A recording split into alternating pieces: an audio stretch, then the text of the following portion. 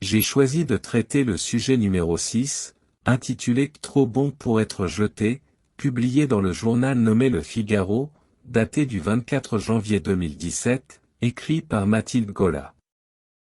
Cet article aborde le sujet du gaspillage alimentaire qui est jeté chaque année par les commerçants et les restaurants sans en utiliser.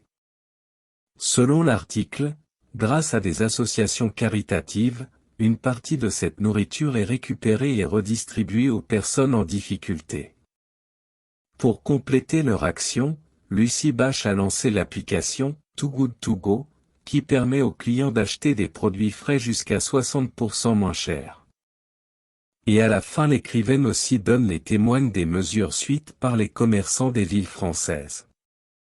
Suite à la lecture de cet article, j'ai trouvé une problématique. Pourquoi est-il nécessaire de trouver une solution pour lutter contre le gaspillage alimentaire et comment Too Good To Go peut-elle contribuer à résoudre ce problème? Alors, afin d'adresser cette problématique, je discuterai, à premier lieu des causes probables. Et puis je parlerai à propos des conséquences néfastes. Ensuite, je partagerai des solutions pertinentes avant de donner mes points de vue. Le gaspillage alimentaire est un phénomène croissant qui pose un sérieux défi pour la société. Il y a plusieurs raisons pour lesquelles cela se produit, certaines étant plus importantes que d'autres.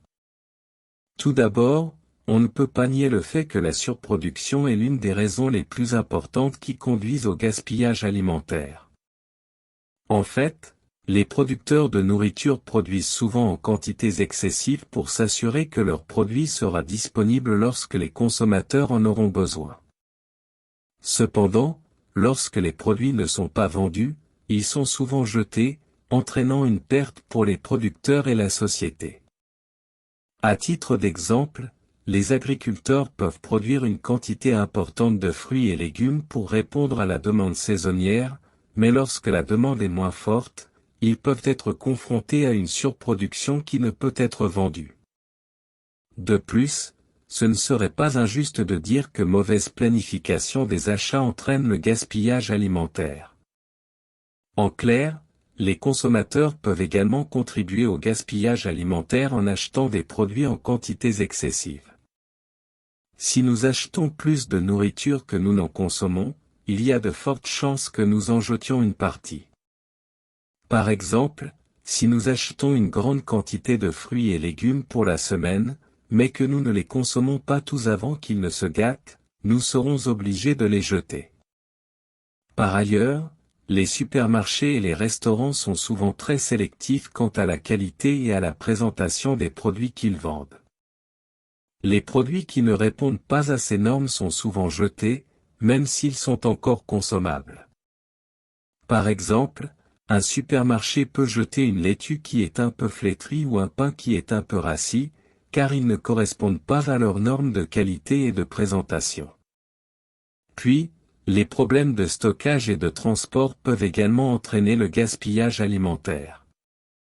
Si les produits ne sont pas stockés correctement, ils peuvent rapidement se détériorer et devoir être jetés. De plus, les produits qui sont mal transportés peuvent également subir des dommages, ce qui les rend impropres à la consommation.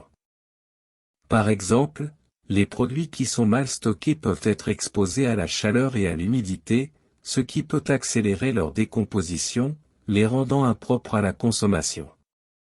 Maintenant je vais discuter. Les conséquences du gaspillage alimentaire sont nombreuses et ont des répercussions significatives sur l'environnement, les personnes en situation de pauvreté et l'économie. Premièrement, il est indéniable que la surconsommation de ressources pour produire des aliments qui ne seront pas consommés est un gaspillage énorme. Pour produire chaque aliment, de l'eau, de l'énergie et des terres agricoles sont nécessaires. En outre, lorsque des aliments non consommés se décomposent dans les décharges, ils produisent des émissions de gaz à effet de serre, accroissant ainsi les émissions mondiales de gaz à effet de serre et exacerbant le changement climatique. Deuxièmement, il est vrai que le gaspillage excessif cause la pauvreté et insécurité alimentaire. Alors que des millions de personnes dans le monde souffrent de la faim, le gaspillage alimentaire signifie que des aliments sains et consommables sont jetés à la poubelle.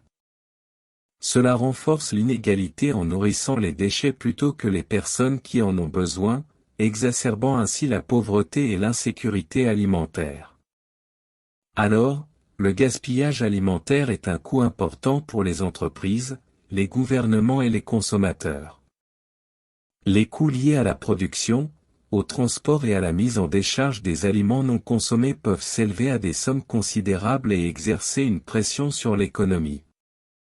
Par exemple, une entreprise qui produit des aliments qui ne seront pas vendus subira des pertes financières importantes, ce qui peut entraîner une réduction des emplois et une baisse de la croissance économique.